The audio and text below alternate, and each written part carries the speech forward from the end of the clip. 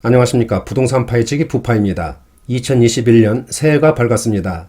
여러분들 새해 복 많이 받으시기 바랍니다. 오늘은 2021년 새해를 맞이했으니까 금년도 부동산 시장은 과연 어떻게 변할지 그 전망을 해보고요. 또한 그 원인들을 하나씩 짚어보겠습니다.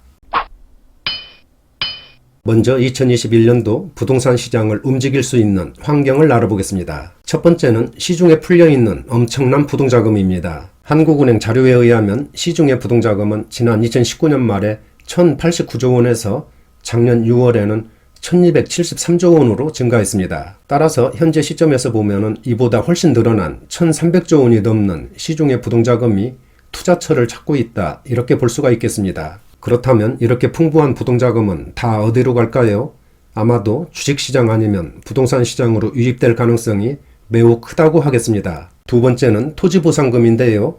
정부에서 발표한 3기 신도시 조성과 GTX 개발 등에 따른 토지보상금 약 50조 원이 금년까지 풀릴 그런 예정에 있습니다. 현재도 시중에 유동성이 아주 넘쳐나는데 토지보상금까지 풀리면 엄청난 자금이 시중에서 대기하고 있다, 그렇게 생각하시면 되겠습니다. 세 번째는 역대 초저금리입니다. 지난 몇 년 동안 경기가 안 좋다 보니까 한국은행에서는 기준금리를 계속 인하해 왔는데요. 지난 2018년 11월에 1.75%에서 2019년 10월에는 1.2%로 인하했고 현재는 0.5%까지 내려와서 역대 초저금리 시대로 돌입했습니다. 따라서 현재 시중은행의 주택담보대출 금리를 보면은 16개 은행 평균 금리가 약 2.69% 정도 그렇게 되는 것으로 나와 있습니다. 그러니까 예를 들어서 1억 원을 대출받았다고 하면은 한 달 이자가 22만 4천 원 정도 될 텐데 예전에 비해서 엄청나게 낮아진 그런 금리라고 볼 수 있고요. 따라서 대출을 받아 주택을 구입하는 사람들한테는 금융 비용에 대한 부담이 그만큼 줄었다고 할 수가 있겠습니다. 네 번째는 주택 공급 부족 현상이 계속되고 있습니다. 부동산 시장에 있어서 아마 이 문제가 가장 중요하다고 할 수 있는데요. 연도별 아파트 입주 물량을 보면 지난 2018년 전국에서 약 46만 가구로 정점을 찍은 다음에 계속 감소세를 보이고 있고 금년에는 27만 3천 가구 정도만 입주하는 것으로 그렇게 나와 있습니다. 따라서 작년과 금년을 비교해봐도 전국적으로는 24.5%가 감소하고 특히 서울의 경우에는 48.5%가 감소할 예정에 있어서 금년 서울의 입주 물량은 작년의 절반 수준밖에 되지 않을 것으로 그렇게 예상이 되고 있습니다. 경기 지역도 마찬가지로 작년에 비해서 약 25%가 감소하는 것으로 그렇게 나타나고 있습니다. 따라서 입주 물량이 크게 감소한다면 집값은 당연히 상승 쪽으로 무게중심이 이동하겠지요. 이렇게 되니까 최근에 정부에서 공급을 늘리겠다고 발표를 하고 있는데 언제 어디서 얼마나 늘릴지 저도 참 궁금합니다. 다섯 번째는 재개발과 재건축에 대한 규제가 계속되고 있습니다. 여기 그래프에서 보시는 것처럼 서울에 있어서 주택 인허가 실적을 보면 지난 2017년을 정점으로 해서 그 이후로는 계속 줄고 있고 작년에는 약 5만 건 정도에 불과했습니다. 따라서 보통 인허가 절차 후에는 공사기간을 거쳐서 약 3년 정도 지나면 주택 공급으로 이어지는데 재개발, 재건축에 대한 인허가에는 아주 인색한 그런 정책을 펼치고 있기 때문에 주택 공급 문제를 더 악화시키고 있는 것 같습니다.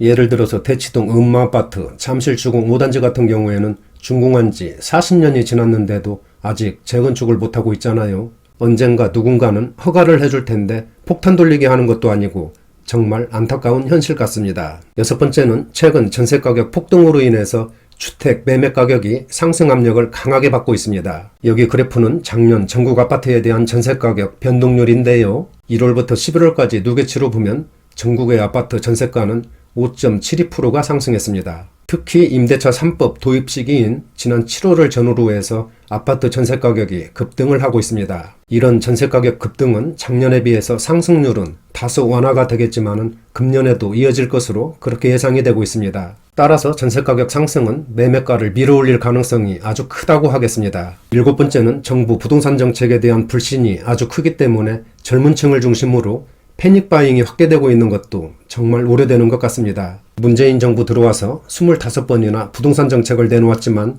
결과는 너무 참담한 것 같네요. 여덟 번째는 금년에 있을 3기 신도시에 청약했다가 당첨이 되지 않은 그런 사람들의 행보도 관심 있게 봐야 할 것 같습니다. 잘못하면 주택 구입에 대한 희망이 완전히 사라져서 패닉바잉이 더욱 확대될 가능성도 전혀 배제할 수 없을 것 같습니다. 마지막 아홉 번째는 고가주택에 대한 가격 부담과 대출 규제 등 정부 정책을 피할 수 있는 중저가 저택으로의 매수세는 앞으로도 꾸준히 유입될 것으로 그렇게 예상이 됩니다. 지금까지 2021년도 부동산 시장을 둘러싸고 있는 환경에 대해서 알아봤고요. 이런 요인들을 종합해서 금년도 부동산 시장을 전망해 보면은 금년에도 부동산 시장은 상승세가 이어질 것으로 그렇게 예상이 됩니다. 물론 단기적으로 소폭의 등락은 있겠지만 대체적으로 보면 우상향 곡선을 그릴 것으로 그렇게 전망이 됩니다. 하지만 작년처럼 큰 폭의 상승세보다는 안정적이고 완만한 상승세가 예상된다고 하겠습니다. 그리고 두 번째로는 서울의 경우 강남, 마용성 등 고가주택이 포진하고 있는 서울 중심보다는 상대적으로 가격이 낮은 외곽 지역으로의 매수세는 꾸준히 유입될 것으로 그렇게 보입니다. 세 번째는 정부의 고강도 부동산 정책과 그동안 급등에 따른 피로감 누적이 부동산 시장에 있어서 큰 변수로 그렇게 작용할 수는 있겠지만 현재 상승 분위기를 바꾸기는 힘들 것으로 그렇게 분석이 됩니다. 지금까지 2021년도 부동산 시장 환경을 짚어보고 전망을 해봤는데요. 어떻게 좀 도움이 되셨는지 모르겠습니다. 아무튼 금년에 부동산 매매 계획이 있으신 분들은 신중하게 잘 판단하셔서 성공적인 그런 투자가 되시기를 바라겠습니다. 오늘은 여기서 마치고요. 나가시기 전에 구독과 좋아요 부탁드립니다. 감사합니다.